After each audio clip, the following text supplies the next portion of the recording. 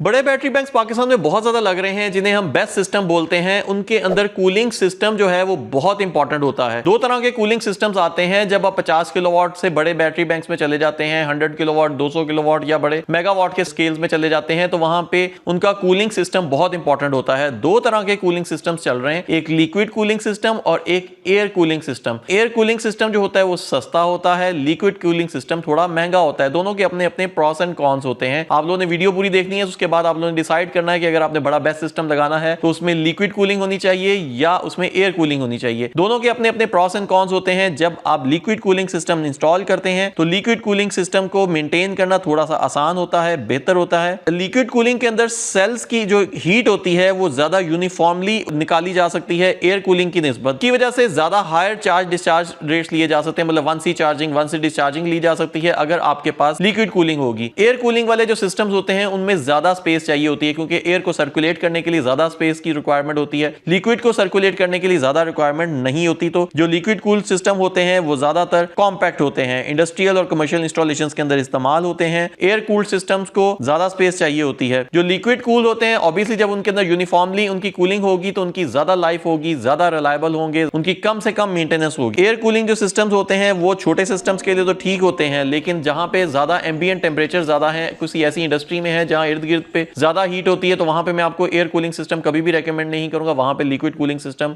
वाली कैबिनेट्स होती हैं, उनके साथ ही आपको बैटरी बैंक्स लगानी चाहिए। जहां आपका लो चार्जिंग रेट होता है, मतलब आपने फॉर एग्जांपल 100 किलोवाट का बैटरी बैंक लगाया हुआ है और आपने 50 किलोवाट का लोड डालना है तो फिर तो ठीक है, लेकिन अगर 100 किलोवाट के बैटरी बैंक पे आपने 80 किलोवाट का लोड डालना है तो फिर वहां पे लिक्विड कूलिंग होनी चाहिए। जहां पे सी रेटिंग डाउन होती है, 0.5C से आपने डिस्चार्जिंग लेनी है, तो वहां पे आप लोग एयर कूलिंग ले सकते हैं। तो इस तरह के दोनों के अपने अपने प्रॉस एंड कॉन्स होते हैं। ऑब्वियसली एयर कूलिंग सिस्टम थोड़े सस्ते पड़ते हैं, तो हर बंदा अपनी अपनी अफोर्डेबिलिटी को देख रहा होता है, लेकिन आपने अपनी कंजम्पशन के हिसाब से हमेशा डिसाइड करना है। कंक्लूजन ये है कि ज्यादा बेहतर परफॉर्मेंस के लिए, लॉन्ग लास्टिंग बेस्ट इंस्टॉलेशंस के लिए, और स्पेशली पाकिस्तान की क्लाइमेट जहां पे ज्यादा हायर टेंपरेचर्स होते हैं, इंडस्ट्री में भी हायर टेंपरेचर्स होते हैं, तो लिक्विड कूलिंग प्रेफर्ड है और उससे एफिशिएंसी भी बेहतर होती है। लेकिन अगर आपको अफोर्डेबिलिटी का इशू है तो आपने एयर कूलिंग वाला सिस्टम भी लेना है बेस्ट में, तो आपने ये जरूर देख लेना है कि वो आपके तमाम स्पेसिफिकेशंस को मीट करता है कि नहीं।